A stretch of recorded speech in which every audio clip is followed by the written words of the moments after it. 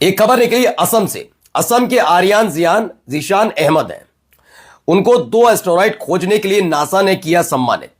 यह आर्यन जीशान अहमद, ये मुझे नाम गलत लग रहा है, ये आर्यन ये वो नहीं है, ये मुसलमान तो हो ही नहीं सकता। मुसलमान तो पत्थरबाज होता है ना, मुसलमान तो पंचर जोड़ने वाला होता है। ये नहीं होगा, गलत तरीके से खबर चलाई गई है, और वो भी असम का हो जाए ना।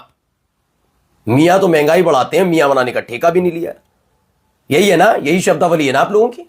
देख लीजिए, आप धर्म का झंडा उठाकर तमाशे करते रहिए।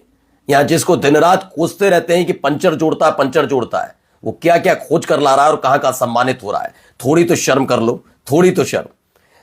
सनातन को खतरा किसी से नहीं, इनसे नहीं है इतना, तुम जैसे लोगों से जो है ज्यादा।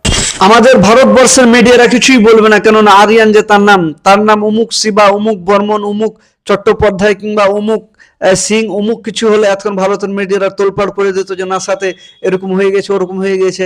একজন যে মুসলিম, আসামের, তাও আবার বিজেপি শাসিত রাজ্যের, তার জন্য ভারতের মিডিয়ারা কেন কিছু বলবে? সে মুসলিম।